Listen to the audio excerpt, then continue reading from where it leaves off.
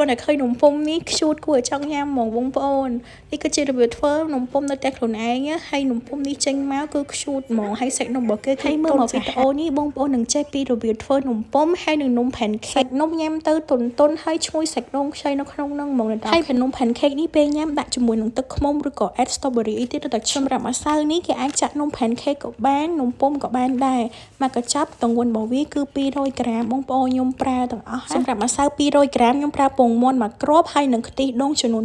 2000ហើយខ្ញុំបន្ថែមជាមួយនឹងទឹកចៀននឹងកន្លះកូនចានចង្កឹះដែរហើយយើងកូរវាឲ្យសព្វមកវាមួយកូនចានចង្កឹះដើម្បីយកទៅចៀននំ pancake ម្សៅដែលនៅសល់ខ្ញុំលាយទឹកតិចទៀតបងប្អូននៅសារតែចាក់នំពុម្គេប្រើម្សៅរៀងៗអត់ប្រើខាប់ទេហើយសាច់ដូងកោសហ្នឹងខ្ញុំប្រើអាសាច់ដូងខ្ចី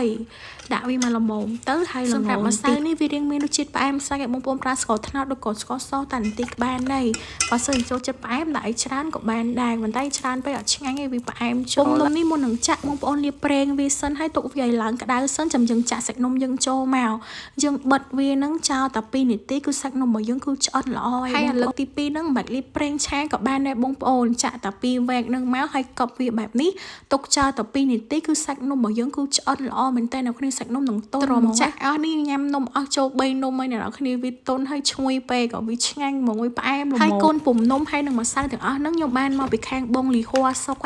អ្នកគ្នាអាចឆាតទៅ order គាត់មួយឈុតដែលខ្ញុំកំពុងតែប្រើហ្នឹងមួយសេតគេតែ$15ទេអ្នកគ្នាពេលដែលបងប្អូនទិញទៅក្នុងមួយឈុតគេនឹងទទួលបានកូនពុម្នំខ្ជូតនេះមួយម្សៅនំ2កញ្ចប់ជក់ស៊ីលីកូនមួយដើមហើយនឹងល្ងខ្មៅមួយកញ្ចប់បងប្អូនចង់បានអាចតំណទៅគាត់បានគាត់លក់ធូរថ្លៃទេហើយរបស់គាត់គឺ quality បងប្អូនតនេអីចង់ចាក់នំពុម្នៅតែញ៉ាំខ្លួនឯងអាចទៅ order គាត់បានពួកគាត់មានមួយសេតឲ្យយើងឥឡូវយើងមកចាក់នំពុម្យើងឲ្យអស់មកបងប្អូនហើយឥឡូវយើងមកចាក់នំ pancake វិញម្ដងដល់ខ្ញុំលាបប្រេងឆានៅលើខ្ទះនឹងតែបន្តិចទេខ្ញុំចាក់សាច់នំចូលនៅពេលដែលសាច់នំយើងវាឡើងពពុះអញ្ចឹងបងប្អូនប្រែវាមកគឺសាច់នំរបស់យើងខ្ញុំចាក់អត់បានស្អាតទេដោយសារតែខ្ទះរបស់ខ្ញុំគឺវារៀងជាប់បងប្អូនបើសិនជាមានខ្ទះស៊ីលីកូនអីអត់ជាប់ចាក់មកនំ pancake គឺស្អាតដូចក្នុងរូបខ្ញុំដាក់ខាងលើនេះសាច់នំដែលខ្ញុំចាក់រៀងក្រាស់ហើយទុករយៈពេល6នាទីសាច់នំគឺឡើងក្រៀមល្អហើយរៀងរឹងបន្តិចបងប្អូនបើសិនបងប្អូនចង់បានសាច់នំរៀងក្រាស់ហើយរឹងបែបនេះអាចចាក់រយៈពេល6នាទីបាទឆ្ងាញ់ដូចគ្នាគ្រាន់ថាវារៀងក្រៀមហើយវារៀងឡើងរឹងហើយបើសិនបើចង់បានសាច់នំញ៉ាំទៅទន់ល្មើយបងប្អូនចាក់ដូចខ្ញុំមក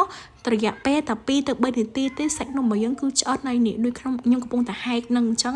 ចាក់តែ2នាទីទេវាឆ្អិនហើយល្មមញ៉ាំហ្មងវាទន់ហើយឈ្ងុយសាច់ដូងនៅក្នុងហ្នឹងហើយនំ pancake ហ្នឹងក៏មិនណយដែរញ៉ាំទៅឈ្ងុយដូចគ្នាដល់គ្នាហែកមកសាច់នំគេគឺទន់ល្មើយបើមានទឹកឃ្មុំ add ជាមួយនឹង strawberry ទៀតទៅទឹកហើយបើសិនបើបងប្អូនចង់បានឈុតនំពុម្នេះអាចឆាតទៅ account បងលីហួរសុកបានណាខ្ញុំដាក់ខាងលើនេះអរគុណ